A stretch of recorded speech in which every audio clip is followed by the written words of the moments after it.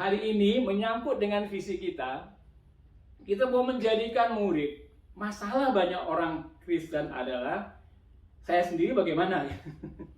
Oleh karena itu saya mau mengambil topik hari ini, gaya hidup saleh.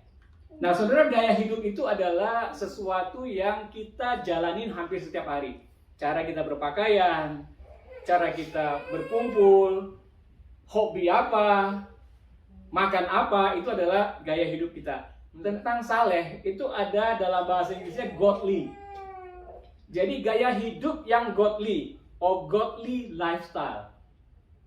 Nah, saleh ini saudara adalah sesuatu yang tidak berpikir tentang temporary saja, sementara. Tetapi yang berpikir tentang surga, yang berpikir tentang kekekalan, saudara. Jadi gaya hidup yang bersifat kekekalan. Karena dalam definisi Wikipedia, gaya hidup sebagai cara hidup seseorang. Ini termasuk pola hubungan sosial, konsumsi, hiburan, dan pakaian. Gaya hidup biasanya juga mencerminkan sikap, nilai, atau pandangan dunia seseorang. Jadi gaya hidup kita itu adalah who we are, our culture. Saudara, di dalam 2 Timotius 3 ayat 1-5, ini yang akan terjadi, saudara. Ini yang akan terjadi, dan mungkin saudara bisa melihat orang-orang Kristen, keluarga kita, atau juga orang di luar Kristen seperti ini. Ketahuilah bahwa pada hari-hari terakhir akan datang masa yang sukar. Manusia akan mencintai dirinya sendiri dan menjadi hamba uang. Mereka akan membual dan menyombongkan diri. Mereka akan menjadi pemfitnah. Mereka akan berontak terhadap orang tua dan tidak tahu berterima kasih, tidak mempedulikan agama, tidak tahu mengasihi, tidak mau berdamai, suka menjelekkan orang, tidak dapat mengekang diri, garang, tidak suka yang baik, suka mengkhianat, tidak berpikir panjang, berlagak tahu, lebih menuruti hawa nafsu daripada menuruti Allah. Secara lahiriah mereka menjalankan ibadah mereka, tetapi pada hakikatnya mereka memungkiri kekuatannya. Jauhilah mereka itu. Ya, saya baru mengalami hal ini juga dengan satu tim kita di Indonesia. Dan memperlihatkan memang orang-orang itu bisa saja, mudah saja untuk berubah seperti ini. Dan yang menarik di ayat yang terakhir, saudara, dikatakan secara lahiriah mereka menjalankan ibadah mereka, tetapi pada hakikatnya mereka memungkiri kekuatannya untuk hidup saleh, saudara, dalam bahasa ini godly life. Oleh karena itu, saudara, kita sedang dalam situasi yang akan seperti ini kalau kita tidak tahu sebenarnya budaya, culture, gaya hidup yang diharapkan oleh firman Tuhan itu seperti apa. Di dalam 2 Petrus 1 ayat 3 sudah diingatkan bahwa Tuhan sanggup, karena kuasa ilahinya telah menganugerahkan kepada kita segala sesuatu, ya, segala sesuatu yang berguna untuk hidup yang saleh. Oleh apa? Oleh pengenalan kita akan Dia yang telah memanggil kita oleh kuasa-Nya yang mulia dan ajaib. John Maxwell mengatakan, "You will never change your life until you change something you do daily. The secret of your success is found in your daily routine." Jadi gaya hidup itu akan membuat kita bisa sukses. Sukses dalam iman kita, sukses di dalam perintah Tuhan. Dan kalau kita tidak mengubah hidup kita secara harian, jangan anggap kita bisa sukses. Makanya mudah sekali dalam konteks di bergereja itu, kalau orang hanya mendengar, hanya datang sebagai kerutinan belaka, dan tanpa merubah hidupnya sehari-hari, dia tidak bisa efektif menjadi murid Yesus. Mungkin dia masih bisa dikatakan sebagai orang Kristen, tetapi keefektifannya, impaknya tidaklah ada baik di keluarganya, di tempat kerjanya, maupun di mana saja Tuhan memakai mereka. Mari kita lihat apa sebenarnya gaya hidup saleh itu. Nah, saya mengusulkan ada 7 gaya hidup saleh ini, saudara, supaya kita bisa tidak menjadi orang-orang yang pada zaman akhir. Ya, seandainya kegiatan ini kita lakukan setiap hari menjadi gaya hidup kita, saya percaya saudara bahwa dalam 6 bulan, 1 tahun gitu, kita akan mengalami hasil ya semangat luar biasa. Karena yang dikatakan gaya hidup saleh ini dan ekspektasi daripada who we are in Jesus Christ. Siapa diri kita di dalam Kristus Yesus. Yang pertama saudara, gaya hidup Yesus kita lihat di Markus 1 ayat 35 yang dikatakan bahwa pagi-pagi benar, waktu hari masih gelap, ia bangun dan pergi keluar, ia pergi ke tempat yang sunyi dan berdoa di sana. Tuhan Yesus yang memiliki kekuatan luar biasa, tetapi dia senantiasa mau berdiskusi dan berdoa kepada Bapaknya. Dan dia menggunakan tempat yang sunyi. Dan murid-muridnya kadang tidak tahu kemana dia pergi seperti itu. Doa adalah hal yang sangat-sangat penting. Minggu lalu Pastor Dale mengatakan bahwa doa itu bukan sesuatu yang kita lakukan. Doa itu adalah siapa diri kita. Kenapa? Karena kita dibangun relasinya untuk dekat kepada Tuhan. Jadi kalau kita melakukan doa itu because who we are. Relasi perdamaian yang sudah diberikan oleh Kristus membuat kita bisa intimasi dengan Tuhan Allah. Kita tahu hal ini sudah mungkin dari sejak masa kecil seperti Noah. Tetapi dalam masalahnya yang paling utama yang saya lihat adalah prakteknya. Memang masalahnya untuk kita bisa berdoa ini adalah ketahanan dan juga ya seperti tadi kita merasakan bahwa itu mentok saja gitu loh. Ya karena kita sering mungkin ini sebagai sesuatu ritual yang kita lakukan. Ada hal yang saya pelajari bahwa di dalam doa itu memang kita sedang masuk ke dalam alam roh. Ketika kita menutup mata kita, ya coba praktikkan saudara menutup mata kita. Saudara bisa ke Jakarta nggak saat ini? Saudara bisa ke Sydney nggak saat ini? Ya, cepat kan? Walaupun kita masih sini, tapi pikiran kita tuh masuk dalam dunia roh kemana-mana gitu. Nah, banyak orang yang tidak mengerti seninya berdoa, sehingga hanya perkataan-perkataan belaka, bukan membangun keintiman relasi dengan Tuhan. Nah, oleh karena itu ada satu hal yang mungkin dapat membantu kita, saudara. Pada waktu Musa, pemimpin bangsa Israel itu, diminta oleh Tuhan untuk mereka membangun yang namanya kemah pertemuan, tabernakel. Nah, secara singkatnya, saudara, ini adalah gambaran orang itu untuk datang kepada Tuhan, ke tempat ruang maha kudus.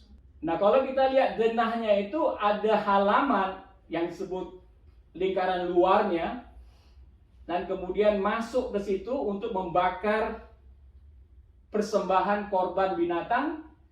Dan kemudian yang sering dilakukan oleh orang muslim itu setelah sebelum sholat melakukan kolam pembasuhan, tangannya sama kakinya dibasuh.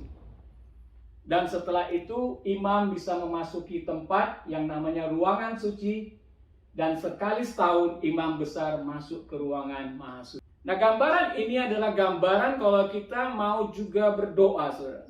Tidak bisa langsung masuk ke ruangan maha suci. Seperti yang diinspirasikan oleh tabernakel ini, saudara. Yang pertama-tama itu adalah kita masuk di dalam tempat korban bakaran. Nah, korban bakaran itu adalah gambaran Yesus sendiri. Yang dia telah memberikan dirinya korban untuk kita bisa didamaikan dengan Tuhan Allah. Pada waktu dulu, imam-imam saja yang bisa memasuki ruangan suci dan ruangan maha suci. Tetapi sekarang ini, tirai daripada kemah suci itu sudah dibuka karena apa? Pengorbanan Yesus. Tapi polanya tidak bisa langsung masuk seperti itu. Kalau kita melihat pola tabernakel seperti ini, akan membantu kita. Pada waktu kita mulai berdoa, mungkin kita lagi capek, lagi sibuk, dan kita tidak punya inspirasi sama sekali gitu. Akhirnya apa? Tidur. Tapi satu hal yang bisa membantu kita adalah kita sedang memasuki ruang maha suci, ada di depannya korban bakaran. Apa korban yang kita berikan? Kita bisa melihat kepada Yesus, mengakui Yesus telah memberikan kita akses kepada Bapa ke ruangan maha kudus dengan pengorbanan dia. Kita bisa ingat akan hal itu, kita bisa nyanyikan pujian kepada Yesus. Dan kita bisa juga masuk dalam kolam pembasuhan air itu untuk membersihkan kita, tangan kita dan kaki kita. Kita bisa membaca firman Tuhan dan sebagainya. Jadi kita perlu saudara punya strategi, jangan mudah menyerah. Lihat tentang kemah pertemuan ini yang bisa menjadi inspirasi. Sehingga kalau 1 menit, 2 menit, 3 menit, kita tidak bisa punya semangat masuk berdoa saudara. Jangan menyerah. Lihat waktunya di mana kita membawa korban dulu kepada Tuhan. Korban itu ada korban apa? Ucapan syukur, pujian kepada Tuhan. Korban itu ada ucapan terima kasih kepada Yesus Kristus apa yang sudah dilakukannya di kayu salib. Kita ingat darahnya itu menyucikan kita. Kita yang seharusnya mati karena dosa-dosa kita, Yesus sudah membersihkan. Kita ingat Tuhan Yesus, we love you so much. Karena Engkau sudah memberikan kepada kami akses kepada Bapa, bahkan hidup yang kekal. Nah semuanya ini mengingatkan kepada roh kita, who we are in Jesus Christ. Kadang-kadang saya perlu juga untuk bernubuat kepada jiwa saya. Seperti pemazmur katakan, hai jiwaku pujilah Tuhan. Kalau sedang lemas, mari pujilah Tuhan. Hai jiwaku bersoraklah. Karena apa? Yesus telah membayar saya dari kematian. Dan katakan firman Tuhan untuk membasuh kita. Kita ini di dunia ini saudara, ada banyak masalah di pekerjaan, masalah di rumah. Ada kesempatan di mana kita bisa lebih punya strategi saudara untuk masuk ke ruang maha suci. Kita sering sekali diajar mungkin cara berdoa dengan katakan ini, katakan itu, metode ini, metode itu. But come to the Lord dengan katakan Tuhan ini aku. Tapi satu pihak saya nggak bisa berdoa. Ada groaning, ada sesuatu di dalam hati kita yang kita tidak bisa doakan gitu loh. Kita tidak bisa katakan bahkan itu dengan pikiran manusia. Ada semacam beban berat gitu di hati gitu.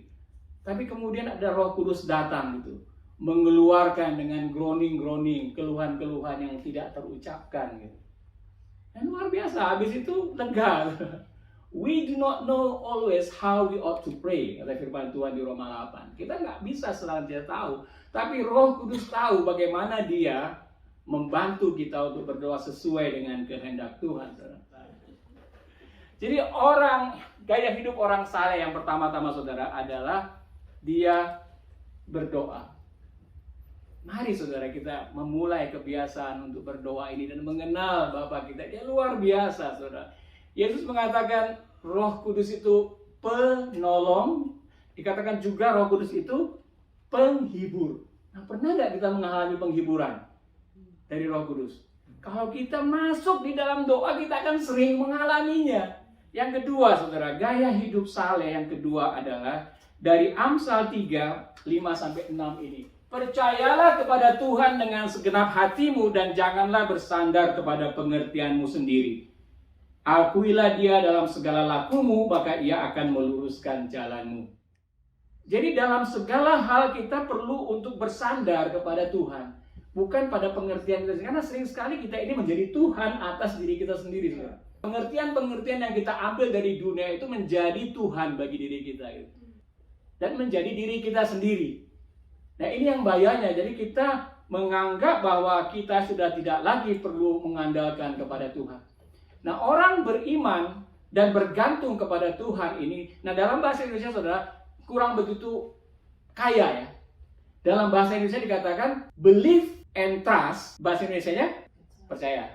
Ya kan? Padahal satu kata dalam bahasa Inggris dua gitu. Believe itu kita percaya dia gitu. Tetapi apakah kita bergantung trust kepada dia belum tentu saudara. Kalau kita percaya Yesus menyertai kita di dalam memuridkan orang lain, kita lihat orang-orang yang belum percaya. Kita berani nggak ngomong? Kalau Tuhan katakan kamu memuridkan aku menyertaimu. Berarti kita nggak sendiri, kita ada bersama dengan Tuhan gitu, mengomongin masalah itu, mungkin mengajak mereka baca Alkitab dan sebagainya. Sehingga apa? kita bukan saja percaya kepada firman, tetapi kita bergantung kepada firman. Saudara bayangkan, saudara, Yesus sudah ada lagi dalam hidup kita sebagai fisik ya. Dia hanya ada hidup fisiknya itu di tengah murid-muridnya yang 12 itu. Setiap hari dia hidup bersama dengan mereka. Nah saudara, mereka ada kesempatan, ada privilege, mereka bisa melihat Yesus dan mereka bisa mempercayai perkataan Yesus. Ketika Yesus mengatakan waktu ada perjamuan kudus terakhir sebelum dia naik ke surga itu, dia minta murid-muridnya untuk pergi ke sana untuk mengambil keledai. Murid-muridnya apa? No asking question, they just do it. Mereka bergantung, dia percaya kepada apa? Perkataan Yesus itu. Mereka mempercayai dengan melakukan, dia ambil dan benar orangnya ada di sana, keledainya ada di sana, akhirnya dibawa gitu untuk persiapan perjamuan kudus. Tapi zaman ini kita nggak ada Yesus secara fisik di tengah-tengah kita. Tapi syukur saudara, karena apa? Karena cerita-cerita Yesus, perkataan-perkataan Yesus ditinggalkan kepada kita. Makanya di dalam proses kita mau mengenal Yesus dan mempercayai Yesus, kita perlu membaca cerita-cerita itu. Dan di situ kita mempercayai Dia. Sama seperti murid-muridnya bisa mempercayai perkataan Yesus, bisa nggak kita baca Alkitab itu dan mempercayai perkataan-perkataan Yesus seperti itu. Jadi iman, kebergantungan kepada Tuhan, dan kemudian kesempatan kita untuk merenungkan firman Tuhan. Ini yang ketiga, gaya hidup kita merenungkan firman Tuhan. Di Mazmur 1 dikatakan orang yang merenungin firman Tuhan seperti pohon yang di tepi aliran air, di mana berbuah pada waktu musimnya. Apa saja yang diperbuatnya berhasil. Wah, luar biasa hafal kita. Kita belajar SOAP, soap, sabun. Ya, scriptures, observe, apply, prayer. Jadi kita tidak hanya merenungkan, tetapi juga kita ada aplikasinya, saudara. Jadi yang ketiga itu adalah untuk kita merenungkan firman Tuhan. Nah, firman Tuhan ini seperti api ya, dikatakan di Yeremia 23:29 ini. Dan juga firman Tuhan itu seperti palu. Api itu menghanguskan. Seperti kalau kita lihat saudara tentang emas yang dimurnikan oleh api. Dia membakar kotoran-kotoran itu sehingga yang akhirnya tinggal itu kemurnian. Jadi firman Tuhan itu punya kekuatan untuk membersihkan kita gitu. Dan punya kekuatan untuk hati yang keras dari kita itu. Saudara tahu nggak? Kita saudara ada keras loh. Ya nggak, keakuan kita, ego kita gitu loh. Dan bagaimana kita bisa melembutkan ego kita itu kalau enggak kita baca firman Tuhan, merenungkan firman Tuhan. Yang keempat adalah kita mentaati. Nah saudara, mentaati firman Tuhan ini penting sekali. Jadi waktu Musa itu saudara, dia sudah mengalami masa 40 tahun mau masuk ke tanah Kanaan. Musa sendiri kan nggak masuk kan. Yang dua waktu adalah Yosua gitu. Nah, di akhir daripada perjalanan Musa sebelum dia menyerahkan kepada Yosua dan mati, dia katakan hal-hal seperti itu. Tapi firman ini sangat dekat kepadamu, yakni di dalam mulutmu, dalam hatimu, untuk dilakukan. Dan kemudian ingatlah, aku menghadapkan kepadamu pada hari ini kehidupan dan keberuntungan atau kematian dan kecelakaan. Karena pada hari ini aku memerintahkan kepadamu untuk mengasihi Tuhan Allahmu dengan hidup menurut jalan yang ditunjukkannya dan berpegang pada perintah, ketetapan dan peraturannya supaya engkau hidup dan bertambah banyak dan diberkati oleh Tuhan Allahmu di negeri kemana engkau masuk untuk mendudukinya. Jadi dalam perjalanan 40 tahun itu Musa sudah mengalami disobedience daripada beberapa orang Israel. Dan mereka sudah melihat mereka dimatikan, dihukum oleh Tuhan. Dan dia ingatkan kali, ini kalian, ketaatan kalian ini sangat bergantung kepada atau kehidupan dan keberuntungan kalian sangat bergantung kepada obedience. Disobedience, kematian dan kecelakaan. Wow, luar biasa saudara. Kalau saya membaca hal ini dan melihat kehidupan banyak orang-orang percaya, orang-orang yang sudah mengaku percaya kepada Yesus, hati itu bisa terenyuh saudara. Is that true Lord? Karena Yesus juga menekankan gitu ya, pada waktu kalau kita mau membangun rumah di atas dasar pasir itu seperti orang yang mendengar firman Tuhan tetapi tidak melakukannya gitu. Ya kita mungkin sudah banyak menerima tentang kasih karunia Tuhan. Amin, Yesus itu penuh kasih karunia dan kebenaran. Tetapi kebenaran itu juga perlu kita lihat bahwa kalau kita tidak mentaati firman Tuhan, no life. Nah, saudara yang kelima di Roma 8, sebab jika kamu hidup menurut daging, kamu akan mati, tetapi jika oleh roh kamu matikan perbuatan-perbuatan tubuhmu, kamu akan hidup. Semua orang yang dipimpin oleh Roh Allah adalah anak Allah. Nah, banyak sekali saudara, ketika kita lahir baru, kita percaya kepada Yesus, kita mengalami excitement percaya kepada Yesus. Tapi kemudian kita menghadapi tantangan di dalam dunia. Nafsu, makan, seks, segala macam, zina. Bagaimana kita bisa menangani hal itu, saudara? Bagaimana kita bisa menangani hal itu? Nah, banyak orang frustrasi kalau mereka hanya berhenti pada proses kelahiran kembali, tetapi tidak mengenal pribadi Roh Kudus. Firman ini mengajarkan kepada kita bahwa kalau kamu hidup menurut daging, kamu akan mati. Tapi jika oleh roh kamu mematikan perbuatan-perbuatan tubuhmu, kamu akan hidup. Jadi ada janji kalau kita mengenal Roh Kudus, mengenal bagaimana Dia mau menolong kita, kita akan menang daripada segala kedagingan, segala apapun dosa yang kita alami. Kita tidak bergantung kepada kemampuan diri kita, tetapi Roh Kudus itu disediakan bagi kita, saudara. Paulus juga mengalami yang sama di Roma 6. Saudara, dikatakan, aku ini siapa? Bagaimana aku dapat mengalami kemenangan daripada kedaginganku? Di sampai Roma 8 ini dia mengatakan, oleh karena roh inilah yang bisa menghidupkan kamu untuk mengalahkan segala kedagingan kita, saudara. Jadi kebergantungan yang kelima itu adalah kebergantungan kepada Roh Kudus. Untuk kita bisa bergantung kepada Roh Kudus, kita perlu mengenal Dia, saudara, menerima Dia. Kita perlu untuk bersapa dengan Dia. Mungkin banyak kita mengenal siapa Yesus, tetapi Yesus mengatakan, aku meninggalkan penolong yang lain, gitu. Karena Yesus ada di surga sekarang ini. Yang ada di sekarang ini adalah rohnya. Jadi kita perlu mengenal Roh Kudus. Tuhan, penuhi aku dengan roh. Aku nggak bisa mengalami ini, mengatasi itu. Jadi gaya hidup saleh untuk bergantung kepada Roh Kudus, saudara, yang kelima. Dan yang keenam, berilah dan kamu akan diberi suatu takaran yang baik, yang dipadatkan, yang diguncang, dan yang tumpah keluar akan dicurahkan ke dalam ribaanmu. Sebab ukuran yang kamu pakai untuk mengukur akan diukurkan kepadamu. Tentang kita memberi kepada Tuhan dan memberi kepada sesama.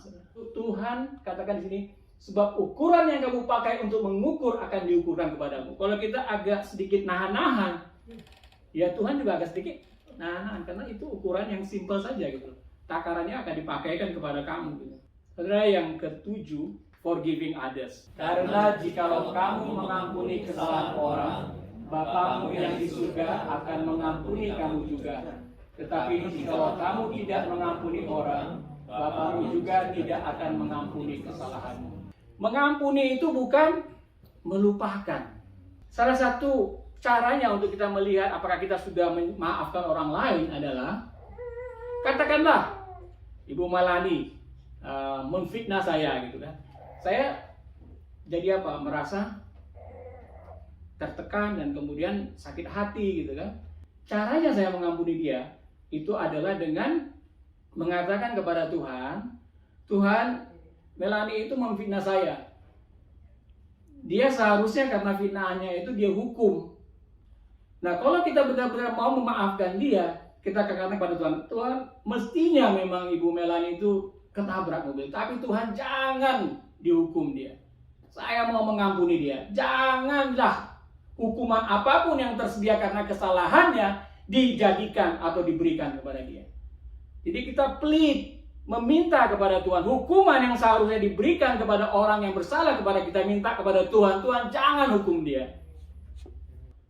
So it's not about melupakan, tetapi untuk meminta kepada Tuhan supaya hukuman orang yang bersalah kepada kita itu diambil, diangkat. That's how we love, we forgive others.